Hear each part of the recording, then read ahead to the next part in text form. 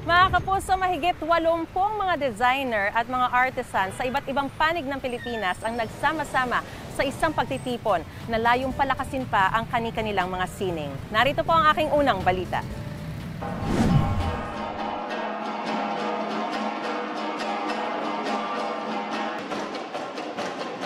Ito na ang isa sa pinakamalaking pagtitipon ng mga manghahabi, manlililok at iba pang artisan at craftsmen mula sa iba't ibang bahagi ng Pilipinas. Ang Likha 3 ay layong ipakita ang galing at talento ng mga Pilipinong manlilikha at mapayabong pa ang kanilang sining. What inspired us, it's because we just discovered that when you put people of like minds together, you don't really need government intervention or any economic intervention. If they talk among each other, they solve their own problems. Pangunahing panauhin si First Lady Liza Araneta Marcos na nagpasimula ng ganitong proyekto nung sila ay nasa Ilocos Norte pa lang. Pebrero nung nakaraang taon lang sinimulan ang mas pinalaking likha at ngayon, 87 artists na ang kanilang napagsama-sama. One big challenge is how do we ensure that we are able to serve our artisans well, and they were able to be, they will be provided by our national government agencies, and for them to have that sort of inspiration na when they join Likha, there's something to look forward to. Kasama rin sa mga sumuporta si Chinese Ambassador to the Philippines, Huang Silian, na bumili ng iba't ibang produktong Pilipino. I bought a few pieces of the Noon in support of this event. The Noon from Zamboanga.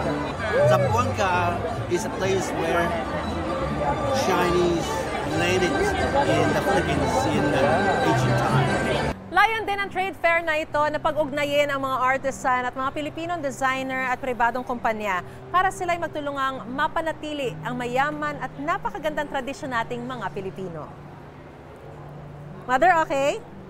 Ayan. Ang tattoo artist na si Noda nawala ng trabaho noong pandemic. Ngayon, isa na siyang miniaturist at lumilikha ng mga diorama tungkol sa mga pang-araw-araw na buhay ng mga Pilipino. So dahil lockdown po nung panahon na yun, pandemic, as a full-time tattoo artist po nawalan ako ng kita nung mga panahon na yun. Tapos bigla ko na lang naisipan yung ginagawa ko nung bata ako kasi during the elementary days po, nandiyan po yung project natin sa school na gumagawa tayo ng mga miniature. Ang mag-aamang Pedro Sr., Pedro Jr. at Michael Angelo naman, ginamit ang mga nasirang kahoy noong bagyong Yolanda para makagawa ng religious sculptures. Ang purpose ko na mapakinabangan niyo pa yung mga, lalo yung mga kahoy na nasira sa simbahan ng Yolanda, Immaculate Conception. Sabi ko, sayang to, pwede itong gawing art, sculpture. Ngayon ang kanilang mga obra nakarating na sa ibang bansa tulad ng Italy.